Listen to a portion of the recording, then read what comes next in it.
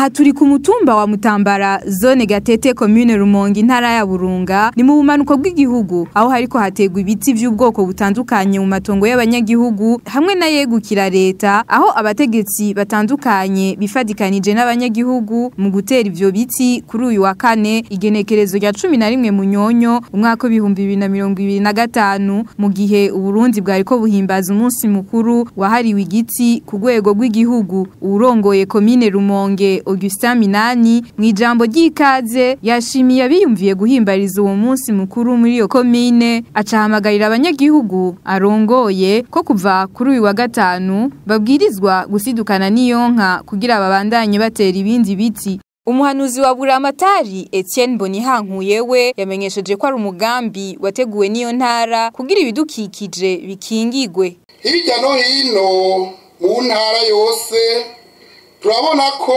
abenegihugu bari ku muvuduko udasanzwe mu bikorwa bibateza imbere, mbere bikanateza imbere intara eka mbere n'igihugu. Ivyo vyose bikaba ari ikimenyetso ntabesha ko yambona kazoza yacu y'igihugu cifashe mu mwaka w'2040, igihugu giteye imbere mu mwaka wa 2060, abanyaburunga tuzoheza tukayishikako bidatevye.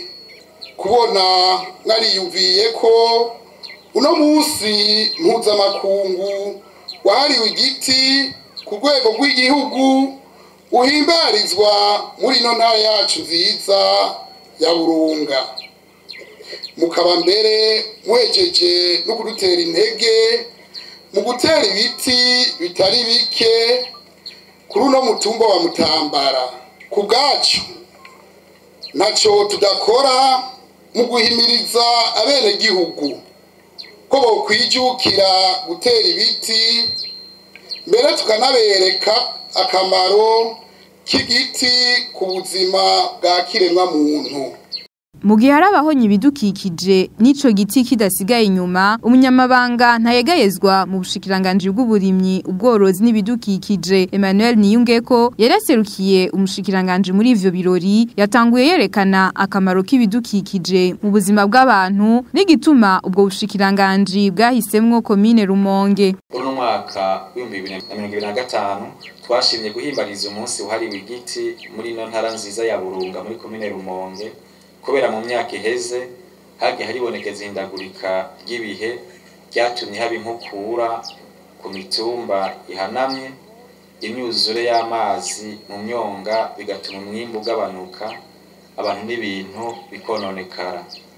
Intumbero ikaba ari yuko hagwizwa ibiti kama hano mu Rumonge, eka mbere no mu yandi makomune, tutibagiye n'ibindi biti bifitiye akamaro igihugu cacu.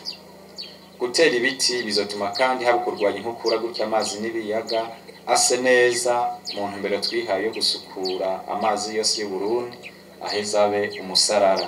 Naho leta ibandanya igira utwigoro tudasanzwe kugira ngo igwize amashamba yongere yanagure mu gutera ibiti, turemeza ko ataguhigimanga ko umurindi wo guca ibiti ku mwaka usumba umurindi wo kubitera. Ivyo bitumwa nuko abenegihugu benshi bikora ku biti bakabikoresha mu bintu bitandukanye, hakaba n'abandi bafise ingeso mbi zo guturira amashamba. Nico gituma duhamagariye abenegihugu kuvavana n'iyo ngeso, kuko iri mu bihonya ibiti, amashamba n'ibinyabuzima vyose biyabamwo, twongera tunabagabisha ko uzofatwa azohanwa twisunze amategeko. Gukingira amashamba kandi nihangira amakungu yihaye harimo n'igihugu cacu, kugira ngo turwanye ihindagurika ry'ibihe. Twiyemeje gutera kuri hegitari 4,000 buri mwaka kuva mu mwaka wa 2015 dukoresheje uburyo bwa leta, no gutera amahegitari 12,000 hakoreshejwe uburyo bw'abasanzwe dufashanya mu iterambere. Biciye mu mugambi wiyaguye leta y'u Burundi yashizeho, ibitigiri vy'imivyaro y'ibiti iterwa ku mwaka vyagiye birongerekana. Ivyo biti bikaba biterwa ku misozi hanamye, mu matongo ya leta, mu ndimo aho dutera ibiti bibana neza n'ibiterwa, tugatera n'ibiti vy'ivyamwa maze urubanza rumwe rukamara zibiri, kuko ivyo vyamwa bifasha no mu ngaburo, tukongera tugatera n'imigano mu ntumbero yo gukingira inzuzi no kugwanya ibihomoka. Ku misozi igaragara yaba iya leta canke yabikorera ivyabo, hamwe no gutera ibiti bibana n'indimo n'ivyamwa mu ntumbero yo guhangana n'indegeka ry'ibihe. Akamaro k'amashamba rero nabo kavuga ngo agaheze, akaba ari nayo mpamvu igihugu cyacu cy'u Burundi cyafashe iya mbere mu kuyakingira no mu kuyarwiza biciye mu gutera ibiti. Ivyo bikibonekeza mu ishirwaho ry'uyu munsi wahariwe igiti, wahimbajwe kuva mu 1979 tukawuhimbaza mu gutera ibiti mu kwezi kwa Kigarama uko umwaka utashe. Uyu munsi igihugu cyacu rero cyawushizeho kuko twabona ko umurindi wo kwikora kuri ayo mashamba mu guca ibiti wagenda uriyongera, tukabona ko atagikozwe tuzohava twinjira mu bugararwa. Kuva rero icyo gihe umunsi washirwaho sagaseshwa rumuri, amashamba n'ibiyabamwo vyose vyagiye birakingirwa, naho tutarashika ku rugero twifuza.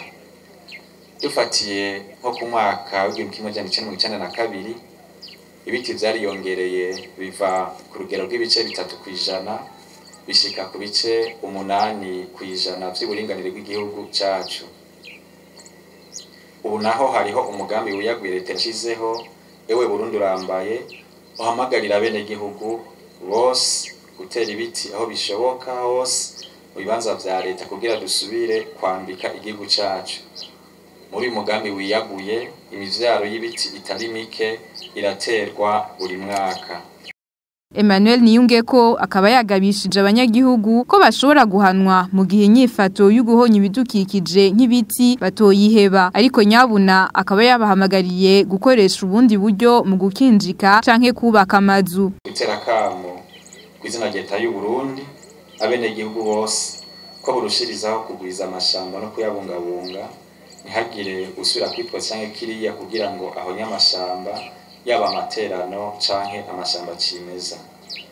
Dusavye abarundi bose guhindura ingendo, bijukire gukinjika bakoresheje umwuka bita gaze kugira ibiti bicibwamwo amakara bigabanuke. Kubaka amazu tubasavye kwijukira ibitaruzo vy'ivyuma, na cane cane ko leta yabikuyeko amakori, gutyo bikazotuma amashamba menshi akingirwa. Kuva uno musi rero musidukane n'iyonka, mutore imivyaro y'ibiti mu matuta abegereye, muyitere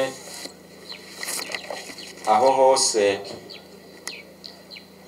hashoboka kugira ngo ejo bundi imaze kunaga mubandanye kandi muyikorera. Kurya inka igusubiza icyo wayihaye, n'igiti nuko utagikoreye neza ngo ukibungabunge ntaco kivamwo, ntaco kiza ngo kikumarire. Ngo ibigira inama bigira imana, kandi turi kumwe twese birashoboka. Nico gituma abarongozi, abenegihugu n'abahinga mu byo kugwiza no kubungabunga amashamba dukoreye hamwe mu mwumvikano, nta kibuza ko igihugu cacu kirushirizaho kugira itoto. Tuzirikane ko kugwiza ibiti no kubitera aho bishoboka hose, kubikoresha neza mu buryo burama no gukingira imisozi hanamye muri ntara nziza ya Burunga no mu zindi ntara zose z'igihugu, ariyo nzira yonyene izotuma isigarukana akanovera. Imvura irwe neza ku rugero rwiza, maze umwimbu wiyongere, gutyo umunwa wose uronka ico ufungura.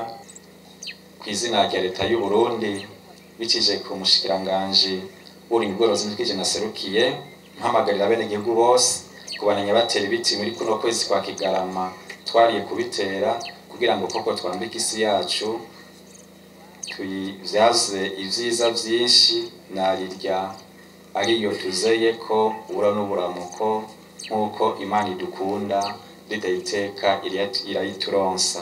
Amwe mu mashirahamwe n'amakoperative yitanze biboneka mu gukingira ibidukikije muri ako gace akaba yahawe ubushimwe butandukanye.